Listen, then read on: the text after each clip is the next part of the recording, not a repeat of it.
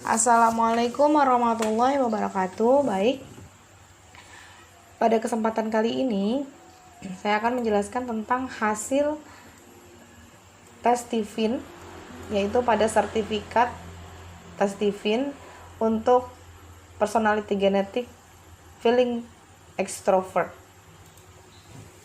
Feeling extrovert secara anatomi otak berada di belahan limbik kanan dan drive-nya adalah extrovert, yaitu kecerdasan yang dikemudikannya bergerak dari luar ke dalam, sehingga seseorang ini hebat dalam hubungan sosialnya.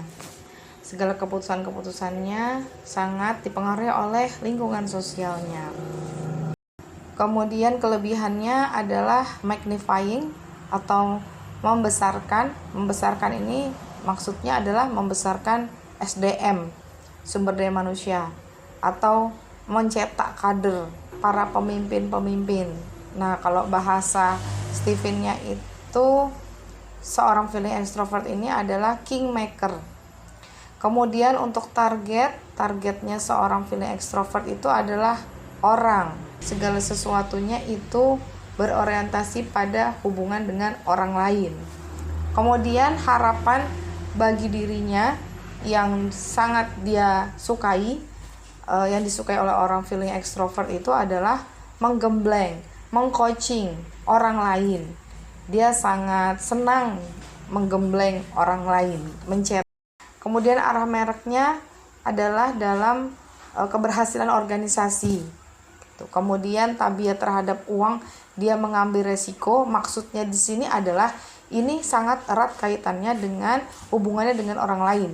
Artinya seorang feeling extrovert dalam mengambil keputusan dalam hal keuangan, dia sangat dipengaruhi oleh orang lain, gitu ya, bukan hitung-hitungan seperti orang intuiting, orang atau orang thinking. Ketika ada seseorang yang menjadi tujuannya, dia akan mengambil resiko yang lebih dan agak sedikit mengabaikan dengan hitungan matematika, gitu. Sehingga kadang-kadang ini bisa positif, tapi bisa juga ini merugikan bagi dirinya sendiri. Kekuatan jasmani orang feeling extrovert itu terletak pada pernafasan. Nah, oleh karenanya olahraga yang disarankan bagi feeling extrovert itu adalah olahraga yang mengelola sistem pernafasannya, seperti renang, gitu ya, yoga. Kemudian ada beberapa kepribadian menonjol pada feeling extrovert. Yang pertama adalah empati. Empati ini berarti seorang feeling extrovert cukup peka terhadap bahasa hati orang lain, peka terhadap apa yang dirasakan oleh orang lain. Ini menjadi kekuatan dalam hal persuasinya, yaitu kemampuan yang menonjol dalam hal mempengaruhi orang lain. Kemudian yang ketiga adalah toleran. Seorang feeling extrovert memiliki toleransi yang cukup tinggi terhadap orang lain. Ini kaitan juga dengan empati, ya. Jadi ketika ada orang lain yang memiliki keterbatasan atau hambatan, kendala-kendala, bahkan kesalahan, seorang feeling extrovert itu lebih toleran. Yang keempat adalah affectionate. Seorang feeling extrovert memiliki stok tangki kasih sayang yang cukup tinggi, ya. Nah, jadi banyak juga orang-orang sekelilingnya yang menyayanginya. Kemudian feeling extrovert juga memiliki kemampuan yang menonjol dalam hal komunikasi. Apabila kemampuan komunikasi ini diasah lebih baik, maka dia akan memiliki kekuatan untuk mempengaruhi orang yang skupnya lebih besar, akan menjadi public speaking.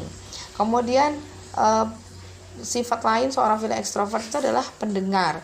Dia sangat senang mendengar orang lain bercerita, dan orang lain juga senang jika didengarkan oleh seorang feeling extrovert.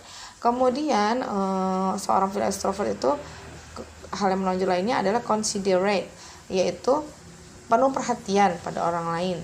Nah, kemudian juga ada sifat lainnya, yaitu simpatetik. Jadi memiliki karisma, gitu ya, disukai oleh banyak orang.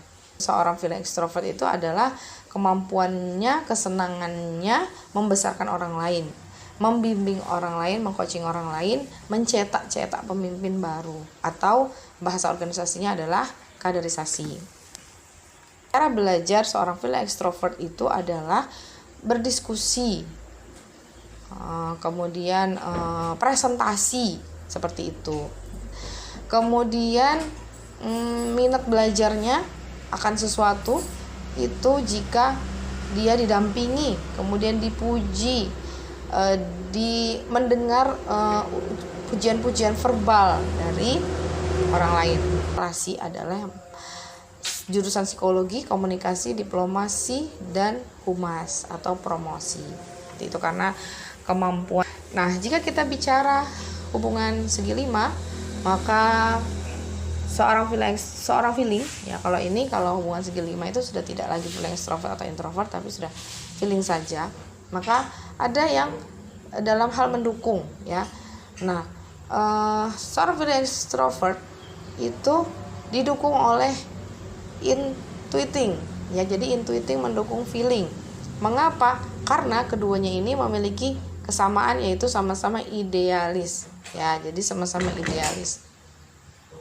Maka idealisnya ini akan di semakin kuat gitu ya, semakin merasa lebih mudah untuk teraktualisasikannya ketika ketemu sama-sama orang. Ketika ketemu orang dengan mesin kecerdasan intuiting. Sedangkan feeling mendukung siapa? Feeling ini mendukung sensing. Kenapa? Karena sensing ini orangnya suka bergerak gitu ya, energik. Nah, punya kekuatan, power yang kuat, yang banyak gitu. Tetapi kelemahannya si sensing itu mudah down, mudah patah. Oleh karenanya si feeling hadir untuk memberikan motivasi, semangat bagi sensing agar tidak mudah patah. Kemudian dalam hal menaklukkan. Nah, siapakah yang ditaklukkan oleh feeling? Maka yang ditaklukkan feeling itu adalah orang thinking. Dalam hal apa? Dalam hal kepekaan terhadap perasaan.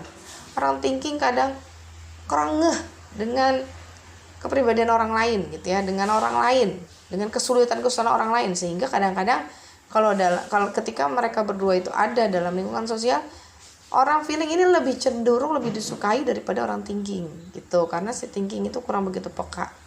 Nah, terkadang gitu ya, kalau si thinking ini ingin menggerakkan seseorang untuk melakukan sesuatu, itu agak sulit karena dia kurang peka terhadap orang lain. Maka feeling hadir untuk memberikan support kepada thinking untuk menggerakkan orang lain. Nah, kemudian sedangkan siapa yang menaklukkan feeling? Yang menaklukkan feeling itu adalah insting. Kenapa? Karena orang feeling itu cenderung suka sekali kan cerita gitu, suka sekali presentasi, suka sekali storytelling gitu ya. Tetapi kadang tidak dibarengi sama actionnya. Sedangkan orang thinking itu suka yang action. Nah, sehingga insting akan mengisi kekurangannya si feeling di dalam hal actionnya.